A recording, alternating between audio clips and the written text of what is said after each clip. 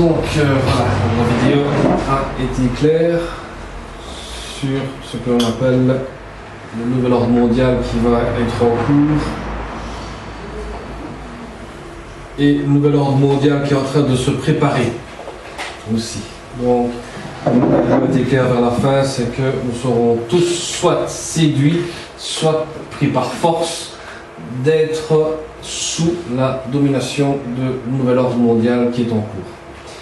Donc, pourquoi j'ai passé cette vidéo-là? Pour vous montrer que le pape François est en train de vous séduire par de vains discours, par de vaines images qu'on verra dans les autres chapitres plus tard, parce que nous sommes arrivés au chapitre 11 où on commence à ouvrir la 7e trompette de l'Apocalypse, qui veut dire que le jugement final est au point d'arriver. Donc Dieu va laisser faire certaines choses à certains moments, comme on va voir maintenant ici, et c'est à nous d'être des adorateurs bibliques du nom de Jésus et non des adorateurs d'un ordre mondial, d'une religion. Parce que la religion, ce n'est que, je vais dire, des... comment est-ce qu'on appelle ça encore? Ah, je vais parler de Michel, j'ai oublié le mot maintenant. Michel, parle-moi un peu ce que tu dis tantôt. La religion, c'était... C'était au niveau... La religion en elle-même n'était pas bonne parce qu'on n'appréciait pas Jésus. Il n'y a pas de relation avec Dieu. Voilà. Jésus, il a aboli les religions. Oui, donc la religion ne fait que des choses rituelles. Et en fait, la relation avec Dieu, c'est que nous sommes toujours en contact avec Dieu. Donc, nous ne faisons pas des traditions. Voilà. Donc, la religion est une tradition que nous faisons régulièrement chaque année. Et la relation avec Dieu est quelque chose que nous sommes toujours en prière et toujours en communion avec Dieu. Ça, c'est la relation que nous avons. Donc, Apocalypse chapitre 11 dit: On me donna un roseau semblable à une baguette en me disant: Lève-toi et mesure le temple de Dieu, l'autel et ceux qui y adorent. Quant à eux, quant au parvis extérieur du temple, laisse-le de côté, ne le mesure pas. Car il a été donné aux nations et elles y piétineront la ville sainte pendant 42 mois. Je donnerai à mes 2 témoins le pouvoir de prophétiser, habillés de sacs pendant 1260 jours. Ce sont les 2 oliviers, les 2 chandeliers qui se tiennent devant le Seigneur de la terre. Si quelqu'un veut leur faire du mal, du feu sort de leur bouche et dévore leurs ennemis. Oui, si quelqu'un veut leur faire du mal, c'est ainsi qu'il doit être tué. Ils ont le pouvoir de fermer le ciel, afin qu'il ne tombe pas de pluie durant le temps de leur prophétie. Ils ont aussi le pouvoir de changer l'eau en sang et de frapper la terre de toutes sortes de fléaux, chaque fois qu'ils le voudront. Quand ils auront fini de rendre leur témoignage, la bête qui monte de l'abîme leur fera la guerre, les vaincra et les tuera. Leurs cadavres seront laissés sur la place de la grande ville, appelée symboliquement Sodome et Égypte. La même où leur Seigneur a été crucifié, des hommes de divers peuples, tribus, langues et nations verront leurs cadavres pendant 3 jours et demi, et ils ne permettront pas qu'on les mette au tombeau. Les habitants de la terre se réjouiront à leur sujet, ils feront la fête et ils échangeront des cadeaux parce que ces 2 prophètes leur auront causé bien des tourments. Après les 3 jours et demi, un esprit de vie venu de Dieu entra en eux et ils se tinrent debout sur leurs pieds. Une grande crainte s'empara alors de ceux qui les voyaient. J'entendis une voix forte qui dit du ciel, leur disait: Montez ici. Ils montèrent au ciel et dans la nuée sous les yeux de leurs ennemis. À ce moment-là, il y eut un grand tremblement de terre. Et le 10e de la ville s'écroula. 7000 hommes furent tués dans ce tremblement de terre. Les autres furent effrayés et rendirent gloire à Dieu du ciel. Le 2e malheur est passé. Voici le 3e malheur vient bientôt. La septième ange sonna de la trompette et les voix fortes retentirent dans le ciel, et elle disait: le royaume du monde est remis à notre Seigneur, à son Messie, et il régnera au siècle des siècles. Les 24 anciens qui étaient assis devant Dieu sur le trône se prosternèrent le visage contre terre. Ils adorèrent Dieu en disant: nous te remercions, Seigneur, Dieu Tout-Puissant, toi qui étais parce que tu as exercé ta grande puissance et établi ton règne. Les nations se sont irritées, mais ta colère aussi est venue. Voici le moment de juger les morts, de récompenser tes serviteurs, les prophètes, les saints et ceux qui craignent ton nom, petits et grands, et de détruire ceux qui détruisent la terre.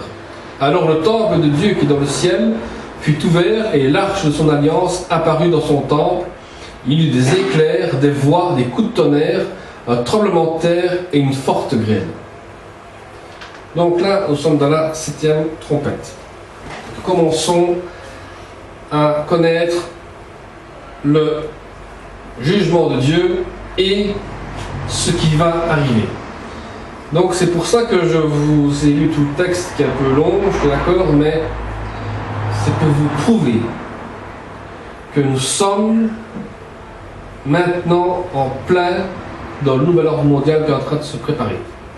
Nous avons vu, si vous investissez dans des églises comme ça, vous allez finir par faire grandir et répandre la franc-maçonnerie et les Illuminati qui vont se mettre à la lumière. Donc il est temps de faire attention à ce que nous faisons et temps de se mettre en ordre dans la parole de Dieu. L'Église en elle-même est appelée à se remettre en ordre dans le Seigneur. Comme on a vu, catholicisme, protestantisme connaissent toute l'histoire de la papauté, connaissent toute l'histoire de ce qui s'est passé, mais on n'en parle pas. Pourquoi ? Parce qu'ils ont peur de ne pas pouvoir investir dans ces églises-là. Ce qui veut dire que toute l'histoire de la papauté,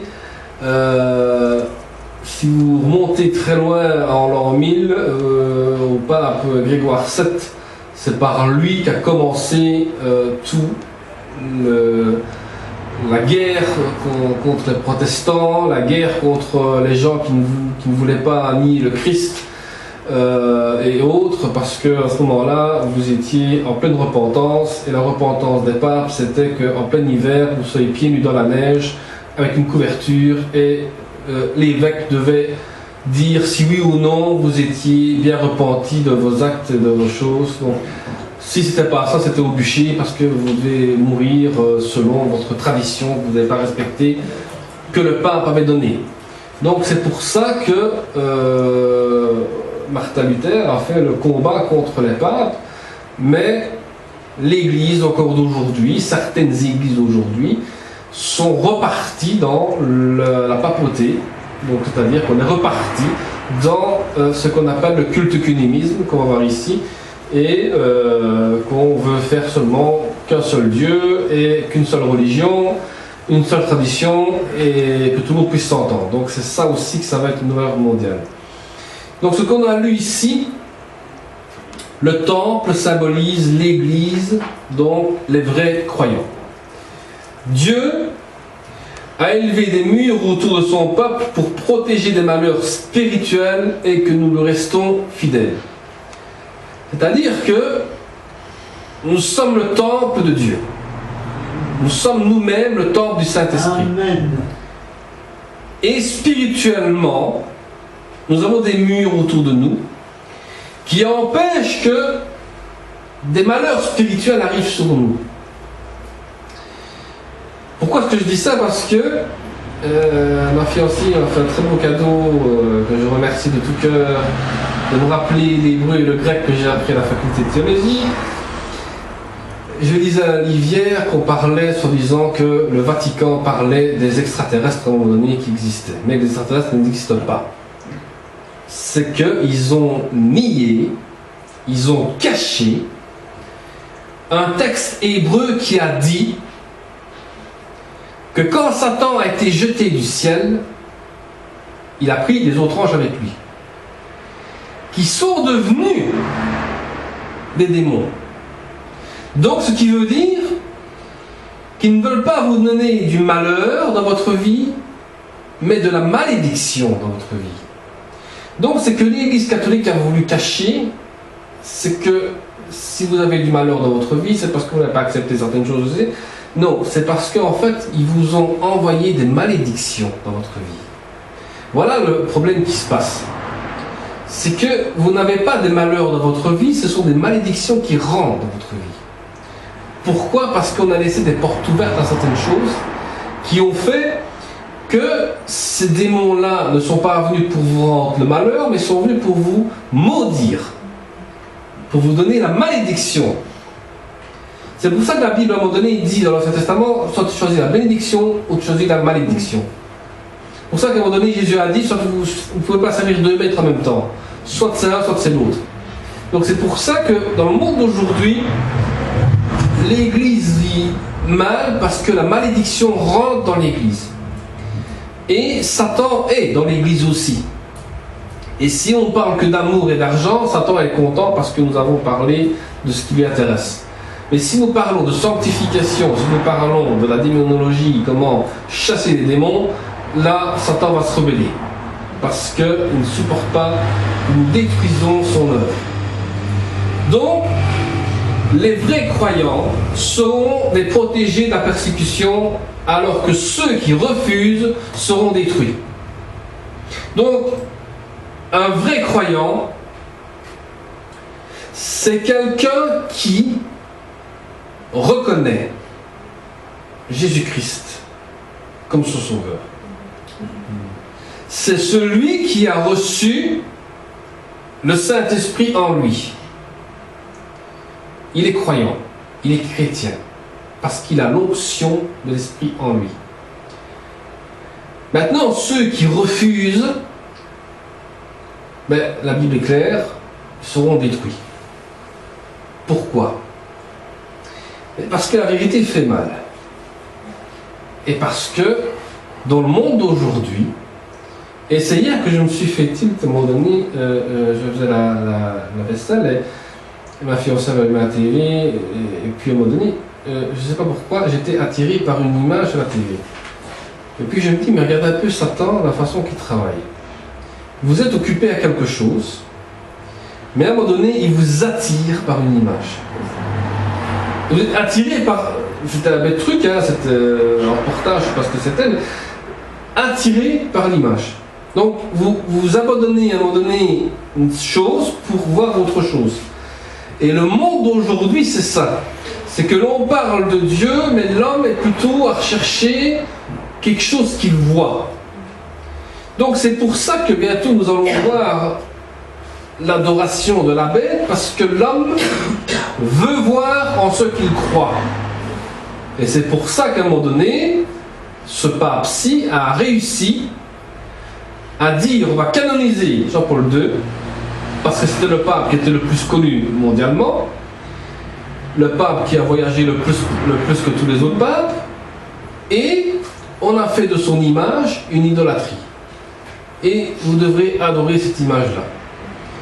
Donc, vous voyez, on doit croire à quelque chose d'un homme qui a vécu, d'un homme qui a fait des choses, et puis on dit que maintenant il est mort, maintenant il fait des miracles, et il faut adorer cette image-là. Parce que vous devez adorer à ce que vous croyez. Voir à ce que vous croyez. Donc, on dit que l'Apocalypse 11 est le chapitre le plus important du livre aussi, le plus difficile à expliquer. Pourquoi est difficile à expliquer? Parce que si, je ne parle pas que des pasteurs, parce qu'on ne va pas se nommer pasteur, on va se nommer soit théologien ou enseignant, vous devez approfondir vos écritures. Cherchez de plus en plus dans les écritures, qu'est-ce qui ressort dans les écritures. Si on veut remonter très loin dans les écritures, il y a 3 écritures qui ont été écrites, mais seulement on a perdu des fragments d'écriture qui expliquent toute l'histoire de Dieu. Pourquoi? Parce qu'à certains moments, il y a eu une guerre entre le catholicisme et l'islam, et on a brûlé des rouleaux qui expliquent l'histoire de Dieu. Donc c'est pour ça que la Bible, n'est pas tout à fait complète. Il y a une partie que nous avons, mais une partie qui a été disparue, mais une partie qu'on verra seulement qu'avec Dieu. Si Dieu a permis qu'on a détruit certains rouleaux, il sait pourquoi. Donc, le temple que parle Jean n'est pas celui de Salomon et autres, c'est le temple de l'Apocalypse chapitre 11 qui n'évoque aucun édifice. Donc, c'est-à-dire que le chapitre 11 parle d'un temple qui n'est pas fait par la main des hommes. Ce n'est pas le temple comme Salomon avait construit. Ce n'est pas les plans du roi David non plus. C'est que c'est nous-mêmes qui sommes le temple de Dieu. C'est ça que le chapitre 11 entre en profondeur quand Jésus dit, l'apôtre Paul dit, vous êtes le temple du Saint-Esprit. Amen. Les gens ne comprenaient pas ce que l'apôtre Paul voulait dire. Puisque Paul était un ancien pharisien, il a vécu dans le temple de Jérusalem, il a enseigné dans le temple de Jérusalem. Mais fut un moment donné où il a dit aux chrétiens, fouillez le temple qui a été construit par la main des hommes et soyez le temple de Dieu. Mais au monde d'aujourd'hui, on voit une église, elle est belle, ceci, cela, le choral, on rentre de ce type-là. Voilà, c'est ça. Aujourd'hui, c'est ça. Vous êtes toujours ces gens-là qui rentrent dans cette église-là. Mais rentrez dans l'église là où on vous parle réellement de c'est quoi le vrai temple de Dieu.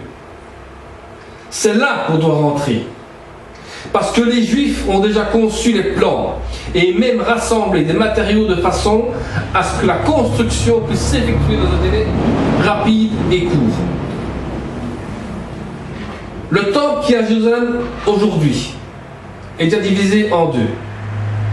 Il y a une grande mosquée qui a été construite. Il y a une partie où les Juifs s'appuient contre le mur de lamentation, qu'on appelle ça, et l'autre partie, c'est musulman. Aujourd'hui, qu'est-ce qui s'est passé? Ce qui veut dire que les Juifs qui construisent leur temple terrestre rejettent le Christ, mais ils ne ressemblent pas à celui que nous sommes nous-mêmes. 1 Corinthiens 6, 19, 20 dit: ne savez-vous pas que votre corps est le temple du Saint-Esprit qui est en vous, que vous avez reçu de Dieu et que vous n'appartenez point à vous-même, car vous avez été rachetés à un grand prix. Glorifiez donc Dieu dans votre corps et dans votre esprit, qui appartient à Dieu. Quand Paul a écrit cela, il s'est référé sur l'écriture de Jean. Quand Jésus a dit à la Samaritaine, vous n'irez plus au temple pour adorer Dieu, vous l'adorerez en esprit et en vérité. Amen. Gloria a Dieu. Ce qui veut dire qu'on n'a pas besoin d'un grand bâtiment pour adorer Dieu, mais que nous tous ensemble, nous l'adorons en esprit et en vérité. Donc on peut très bien être dehors en train de prêcher la parole de Dieu et l'adorer en esprit et en vérité. Vous voyez le contexte qu'on veut faire sortir du chapitre 11, que les gens sont bornés, qu'il faut absolument une église, ceci, cela, il faut que ce soit des murs comme ça, il faut que ce soit l'intérieur comme ça, il faut qu'on... Non. Il faut qu'on soit tous unis pour qu'on forme le temple de Dieu nous-mêmes.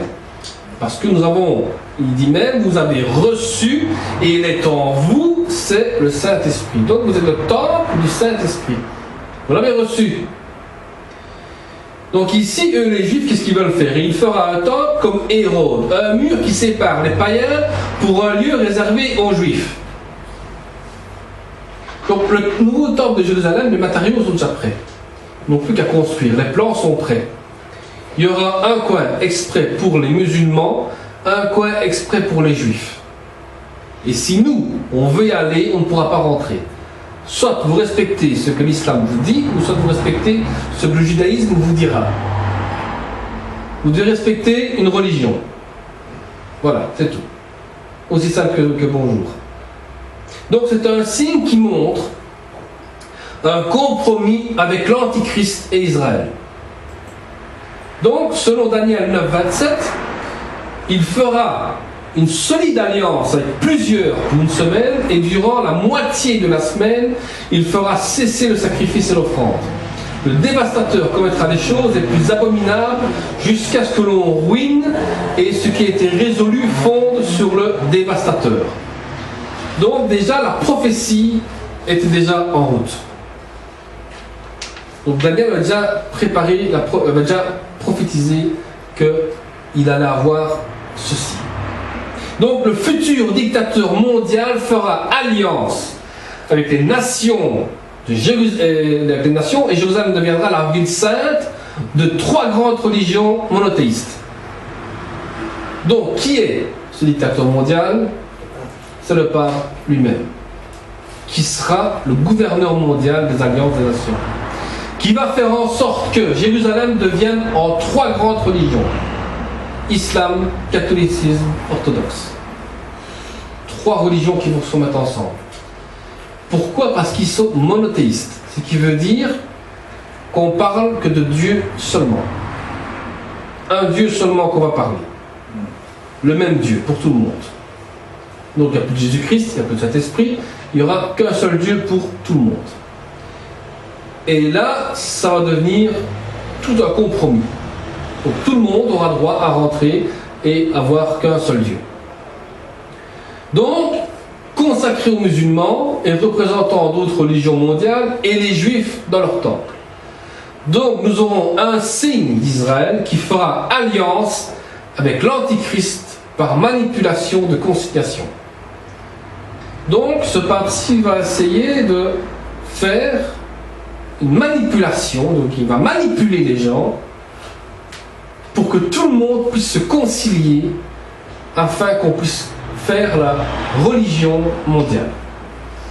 Et ce sera un moment où, j'espère pour nous qu'on ne vivra pas à ce moment-là, dans la grande tribulation, mais on forcera les gens à croire à quelque chose qui n'est pas de notre Dieu à nous, qui n'est pas de notre Jésus à nous, parce qu'ils parleront seulement que d'un Dieu unique. Un seul, unique. Ils ont fait qu'un seul Dieu, dans une seule religion, le seul ordre mondial. Et la prophétie d'Ésaïe se réalisera aussi.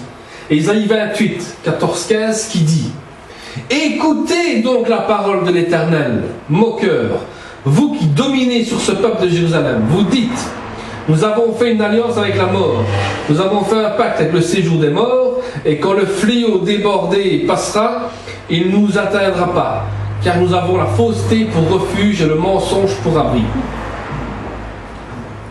Cette prophétie est déjà en route. C'est qui? C'est le pape. Mais oui, si on relit l'histoire ici, écoutez donc la parole de l'Éternel, moqueur. Quand vous regardez le pape, ces photos, il rigole. Donc il se moque de vous. De 2, vous qui dominez sur ce peuple. Il a le pouvoir politique et religieux. On est bien d'accord. Essayez d'approcher le pape, vous avez la garde suisse, vous avez la garde du corps, vous avez les évêques, vous avez les cardinaux, vous avez tout ce qu'il faut, vous ne savez même pas approcher le pape comme vous voulez. Et vous dites: nous avons fait une alliance avec la mort. C'est quoi cette alliance avec la mort? C'est la canonisation des morts. Quand on canonise un mort, ils ont fait une alliance avec les esprits de mort. Parce que si vous priez les idoles, vous faites ressortir les esprits de mort qui viennent sur vous. Voilà le problème qui se passe. Donc vous avez fait un pacte avec le séjour des morts. Donc vous mourrez spirituellement, et quand vous mourrez physiquement, vous partirez dans ce qu'on appelle la fausseté pour refuge et le mensonge pour l'abri. Donc le pape en lui-même a la fausseté pour se réfugier, donc il est faux, il se fait croire être le disciple de Christ ou l'évêque de Rome, comme on dit, mais qui ne l'est pas, et prend le mensonge pour abri. Donc comme vous avez vu dans la vidéo tantôt, il disait: on ne tue pas au nom de Dieu. Mais la papauté en elle-même a tué au nom de Dieu. Et ça, ils ont oublié, ils ont caché, ils ont falsifié. pour ne pas qu'on croie, oui, mais c'était à l'époque. À l'époque. Les papes d'aujourd'hui continuent à l'époque. Donc, l'Antichrist rompra l'alliance, selon Daniel 9, 27. Il fera une solide alliance avec plusieurs pour une semaine et durant la moitié de la semaine. Donc, on parle de sacrifices et d'offrandes ici, donc dévastatrices.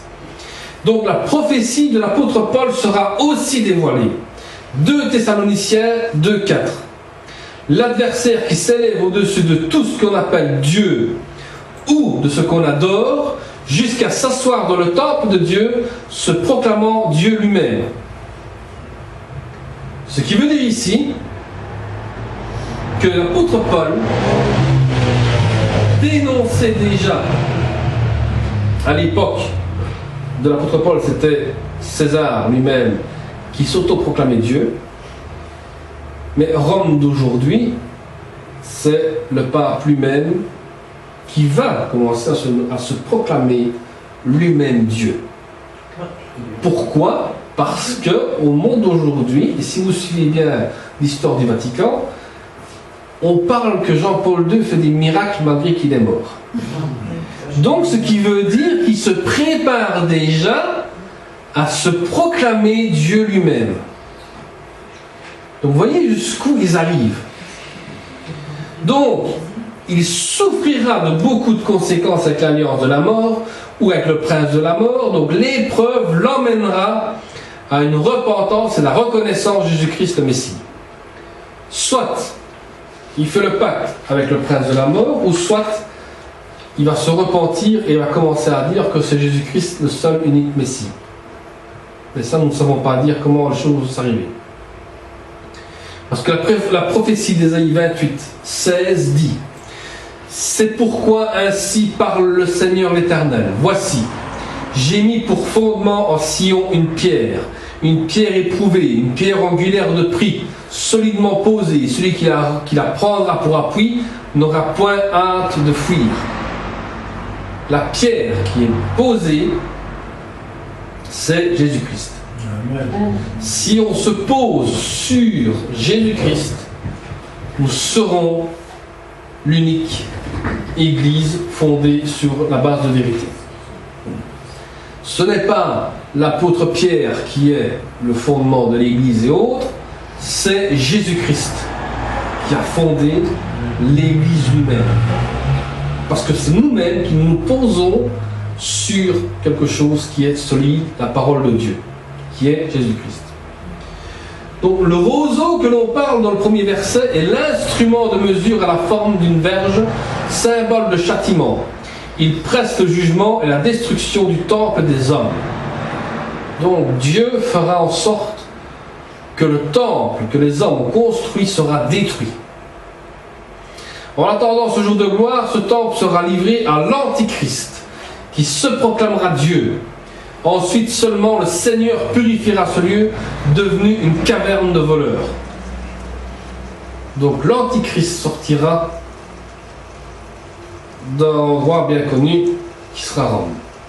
Pourquoi ? Parce que c'est là que toutes les richesses se trouvent. Et c'est de là que sera démoli. Donc il sera démoli aussi pour le nouveau temple de la Nouvelle Jérusalem. Donc le temple de Jérusalem aussi sera détruit. Là on a séparé les deux lieux. C'est là où on recommencera à reconstruire notre nouveau lieu de Jérusalem. Les deux témoins de l'Apocalypse, ils sont envoyés du ciel et revêtus de sacs pour faire un appel à la repentance. Daniel 9.3 dit: je tourne ma face vers le Seigneur Dieu afin de recourir à la prière et aux supplications en jeûnant et en prenant le sac et la cendre. Et quand on parle du chiffre 1260, les nations fouleront au pied de la ville sainte. Luc 21-24 dit: ils tomberont sous le tranchant de l'épée, ils seront emmenés captifs parmi toutes les nations, et Jérusalem sera foulée aux pieds par les nations jusqu'à ce que les temps des nations soient accomplis. Et Jacques 5-17 dit: Élie était un homme de la même nature que nous, il pria avec insistance pour qu'il ne fût point, il ne tomba point de pluie sur la terre pendant 3 ans et 6 mois. Donc, quand les deux témoins prophétiseront, ils vont atteindre le monde entier.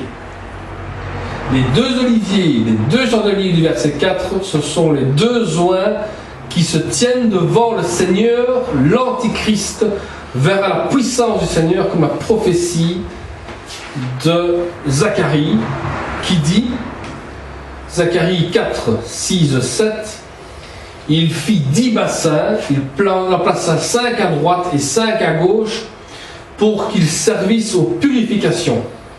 On y lavait les diverses parties des holocaustes, la mer était destinée aux ablutions des sacrificateurs, et il fit 10 chandeliers d'or selon l'ordonnance qu'il concernait. Il les plaça dans le temple, 5 à droite, 5 à gauche.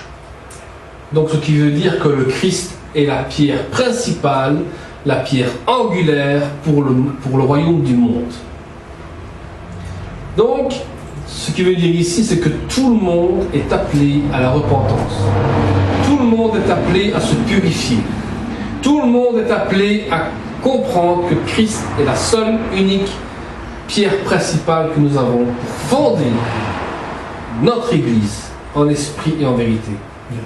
Jean 12, 31 dit: maintenant a lieu le jugement de ce monde, et maintenant le prince de ce monde sera jeté dehors.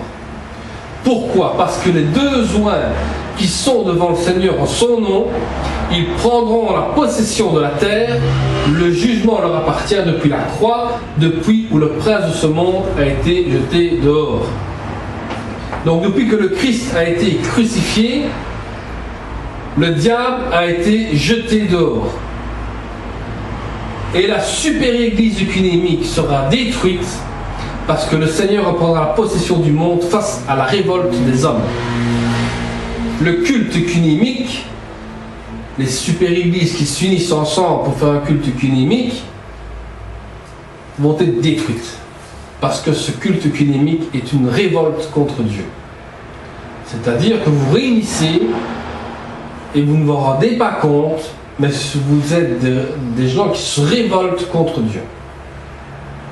Donc Hébreux 9, 27, 28 dit: et comme il est réservé aux hommes de mourir une seule fois, après quoi vient le jugement, de même Christ, qui s'est offert une seule fois pour porter les péchés de plusieurs, apparaîtra sans péché une seconde fois à ceux qui l'attendent pour le salut. Donc, vous mourrez qu'une seule fois. Mais, vers ceux qui ont cru en Christ, il apparaîtra sans péché une seconde fois. Parce qu'ils attendent pour leur salut. Les croyants ne connaîtront pas vraiment la mort, car ils seront enlevés vivants dans la rencontre avec le Seigneur. Leur rencontre avec le Christ fera une transformation de leur corps indestructible.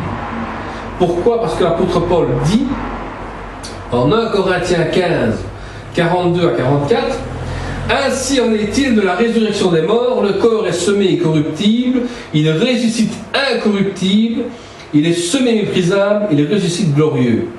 Il est semé infirme, il ressuscite plein de formes. Il est semé corps animal, il ressuscite corps spirituel. S'il y a un corps animal, il y a aussi un corps spirituel. Donc vous serez transformés, changés.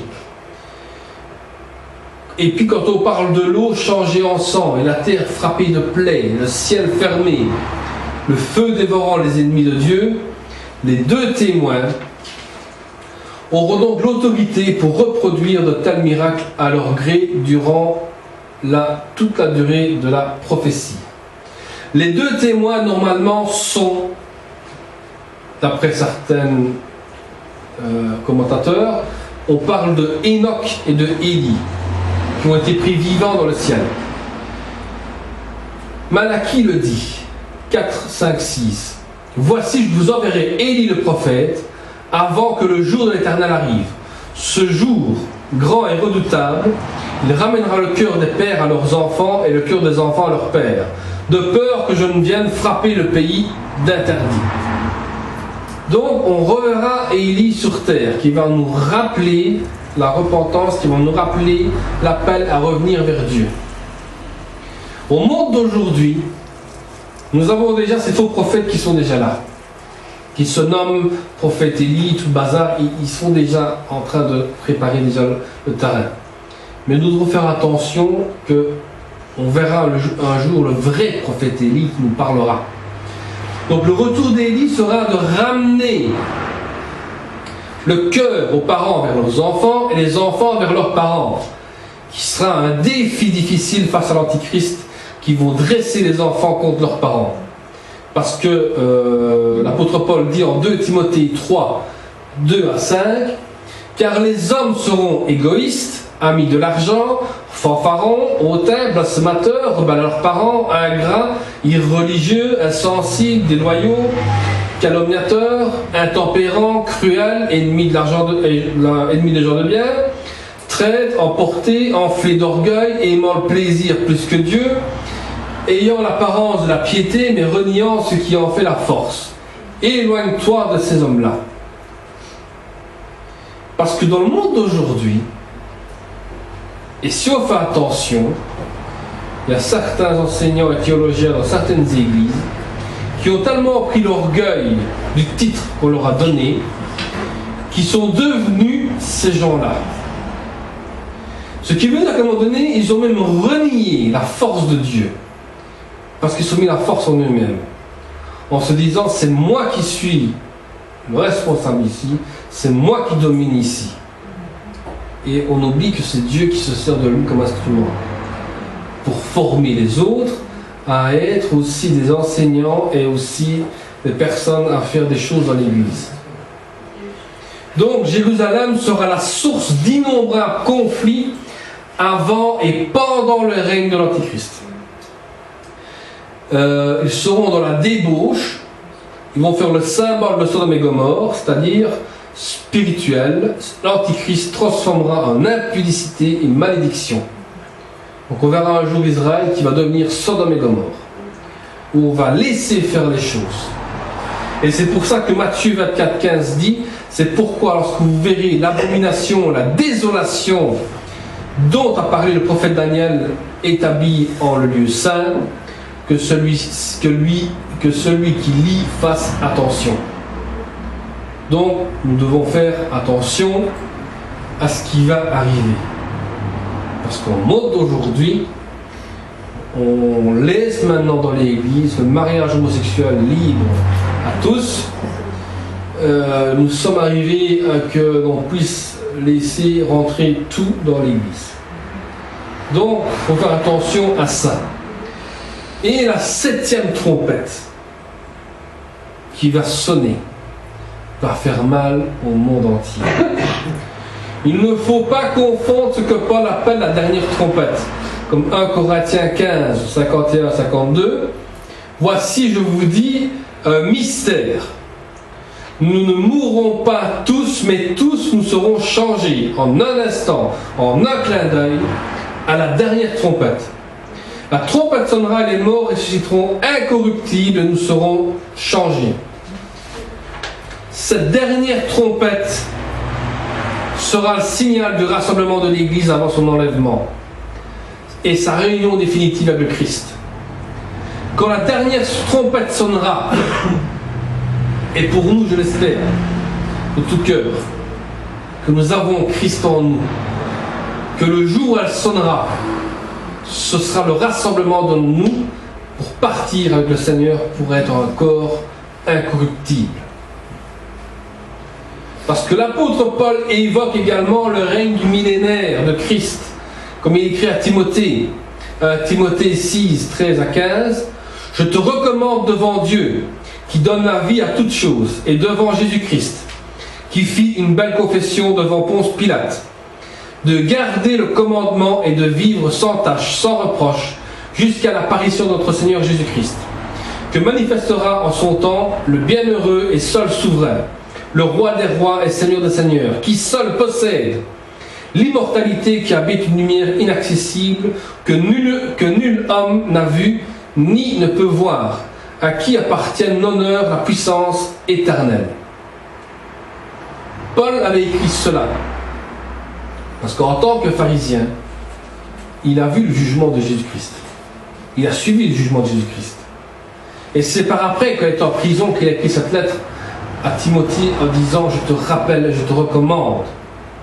Et il dit bien dans sa lettre « Je te recommande devant Dieu qui donne la vie à toute chose, qui donne la vie à une plante, à un animal, à un être humain, et devant Jésus-Christ qui a fait une belle confession devant Ponce Pilate. Je suis venu établir mon royaume. » Parce que Ponce Pilate me dit « Mais tu es roi. » Et il te condamne tous parce que tu es roi. Pourquoi? Qu'est-ce que tu as fait? Lui, il a dit, moi je suis descendu, j'ai annoncé la vérité. Il n'a pas dit, mais qu'est-ce que la vérité? La vérité, c'est Jésus-Christ.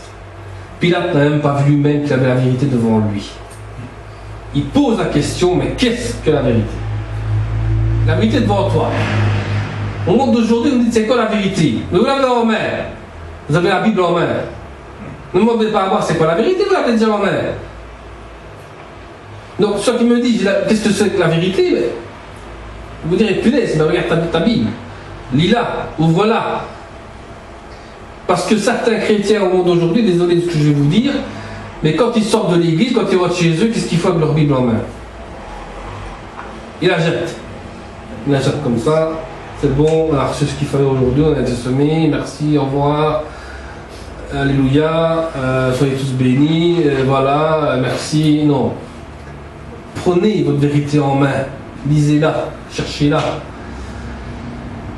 La mention du royaume réservé au Seigneur Jésus-Christ, c'est l'unité du Père et du Fils. Dieu est unique, mais en 3 parties. Ce qui veut dire que des fois, comme je disais à ma fiancée l'autre fois, tu es ma fiancée, tu es mère de famille et tu es aussi chrétienne. Tu es une personne, mais en 3. Dieu est pareil. Il est Dieu qui a créé tout. Il s'est fait homme pour venir sur terre pour montrer la vérité. Et non seulement, il nous a encore envoyé le Saint-Esprit. Amen. Donc Dieu est en 3 parties aussi, mais unique. Il n'y a pas de Trinité. Il est unique. Mais il fait 3 choses différentes. Donc le diable devra renoncer à son titre de prince. Il sera exclu de ce monde par l'armée céleste de Dieu et le triomphe éternel du Fils de Dieu. Donc cette armée céleste sera nous autres. Parce qu'on sera renouvelé, on aura un corps indestructible. Donc on va devoir combattre l'Antichrist avec un corps indestructible. Et notre pouvoir sera la parole de Dieu. Donc Jean, sous l'inspiration de cet esprit, parle du plan de Dieu. Chacun aura selon son œuvre et se souviendra des grands et petits et des humbles, dont les grands ne sont jamais souciés.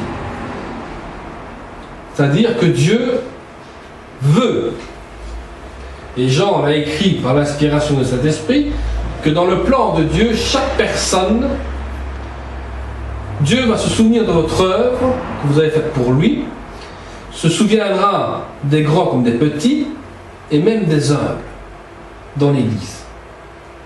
Donc on n'a pas besoin d'être des stars dans l'Église, d'être des stars de quoi que ce soit, mais que nous soyons des gens humbles dans le Seigneur.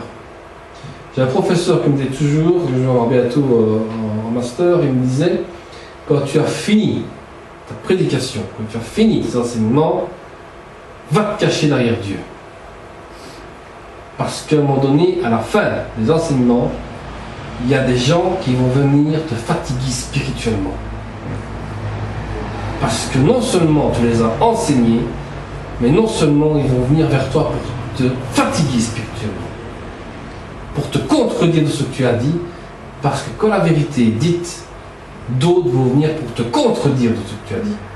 Donc il me dit, quand tu as fini un enseignement, cache-toi derrière Dieu tout de suite. De peur de tomber sous la pensée mondaine qu'ils peuvent te mettre dans la tête par après. En te disant, mais ce que tu as dit, mais dans le monde aujourd'hui, et puis vous allez laisser entraîner par le monde aujourd'hui. Donc c'est pour ça qu'il faut faire attention à ceux qui enseignent, que quand vous avez enseigné, soyez fermés à vous-même et cachez-vous derrière Dieu tout de suite. À mes enseignants sortis ici, je vous enseigne vraiment ceci, et mettez vraiment ça à cœur. Quand vous avez fini votre enseignement, cachez-vous derrière Dieu tout de suite. Ne perdez pas de temps à des contradictions et autres. Parce que ça va vous fatiguer spirituellement. Ceux qui détruisent la terre seront détruits aussi à leur tour. Le Seigneur établira le problème écologique en retirant la racine du mal. Au monde d'aujourd'hui, on regarde bien le monde d'aujourd'hui, on détruit beaucoup de ce que Dieu a créé. Pourquoi ? Parce que l'homme veut grandir les choses. Mais quand Dieu va détruire ce que l'homme a détruit, nous aurons la nouvelle terre, la nouvelle Jérusalem, le nouveau cieux, où on sera tous réunis en un seul lieu avec un seul Dieu, notre Dieu unique, et Jésus-Christ, qui a donné sa vie en rançon. Parce que oui, l'Ancien Testament parle des sacrifices et tout ce qui s'ensuit. Oui, on a dû payer par l'Ancien. Mais le sacrifice que Jésus-Christ a fait, c'était pour qu'on ait la vie éternelle. Les autres sacrifices, c'était pour pardonner vos péchés. Mais comme l'homme a continué à pécher, il a fallu un sacrifice universel qui nous mène à la vie éternelle. Éternelle, ça veut dire sans fin. Ça veut dire que si vous acceptez réellement Jésus-Christ, soyez dans la vie éternelle sans fin. Hébreux 8, 6, 13 nous dit que maintenant, il a obtenu un ministère d'autant supérieur qu'il est médiateur d'une alliance plus excellente, qui a été établie sur de meilleures promesses. En effet, si la première alliance avait été sans défaut, il n'aurait pas été question de remplacer par une seconde, car c'est avec l'expression d'un blâme que le Seigneur dit à Israël: voici les jours viennent, dit le Seigneur, où je ferai avec la maison d'Israël et la maison de Juda une alliance nouvelle. Non comme l'alliance que je traiterai avec les pères le jour où je les ai saisis par la main pour faire sortir du pays d'Égypte, car ils n'ont pas préservé dans mon alliance.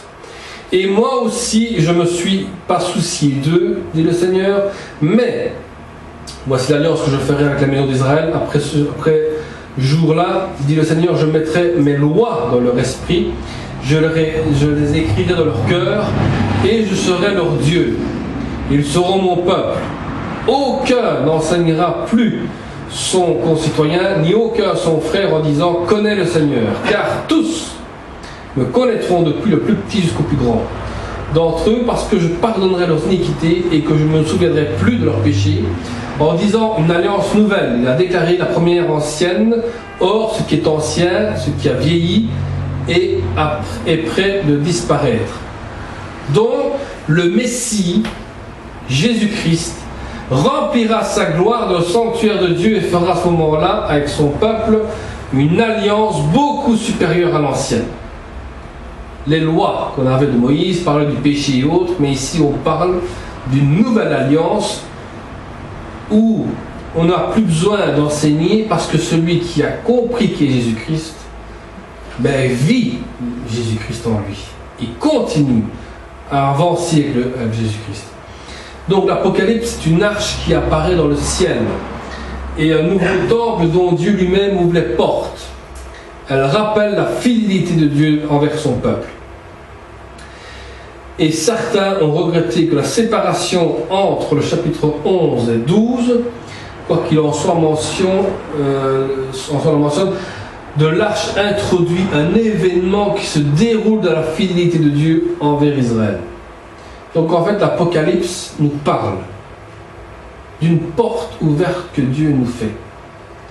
L'Apocalypse, c'est tout le cœur de Dieu. Tout ce qu'il ressent pour nous, tout ce qu'il veut que nous fassions pour lui. Et aussi, il regrette que nous ayons une séparation avec lui. Dieu a fait de tout pour que l'homme soit uni avec lui. Il a envoyé son Fils, crucifié, ressuscité, pour montrer que nous devons mourir et ressusciter dans le Seigneur. Envoyez le Saint-Esprit pour qu'en fait vous puissiez comprendre que l'Église, ce n'est pas les bâtiments, mais que c'est nous-mêmes. qui formons l'Église, qui formons le royaume de Dieu. Et que sa parole, une fois qu'elle était annoncée, chacun sait, qui comprend que Dieu existe. Amen. Nous allons prier. Seigneur, te bénissons, te remercions, Seigneur, parce que tu as ouvert ton cœur, Seigneur, non pas seulement à tes enseignants, mais tu as ouvert ton cœur, Seigneur, à ton peuple. Seigneur, aujourd'hui encore, tu appelles ton peuple à faire attention à cette 7e trompette qui sonnera. Seigneur, tu fais encore appel à ton peuple de faire attention à ce nouvel ordre mondial que l'homme veut créer lui-même. Que chacun de nous ne soyons pas soumis. Que chacun de nous ne soyons pas appelés à sortir de ton peuple. Que chacun de nous soit soudé dans ta parole et que nous puissions continuer à avancer dans ton royaume. Que chacun de nous puisse donner encore toujours de son temps, de son cœur vers toi. Que nous t'aimons toujours comme nous t'avons aimé le premier jour que nous t'avons rencontré. Que cet amour ne soit jamais détruit. Mais Seigneur, fais en sorte que chacun de nous puisse toujours, chaque jour, se remettre en question. Que nous puissions être prêts le jour où la trompette sonnera pour que nous puissions être pris avec toi. Que chacun de nous se donne de tout son cœur encore vers toi. Que chacun puisse s'ouvrir encore vers toi aujourd'hui, encore ici, Seigneur. Car non seulement tu parles, non seulement tu écris dans nos cœurs que tu es le seul unique Dieu et qu'il n'y en a pas d'autre que toi, Amen. Créateur, qui a donné sa vie, qui a tout accompli et qui a dit que la vérité est là, devant nous. À nous d'ouvrir nos cœurs, nos pensées, nos yeux vers ce qui se passe dans le monde aujourd'hui. Nous sommes appelés à faire appel à la repentance. Nous sommes appelés à témoigner de ton nom. Nous sommes appelés à dire qu'aujourd'hui, nous sommes libres dans le Seigneur par la joie de vivre que tu vis en nous. Que tout se passe dans le nom de Jésus-Christ, guidé par ton Saint-Esprit. Au nom de Jésus. Amen. Amen. Soyez bénis.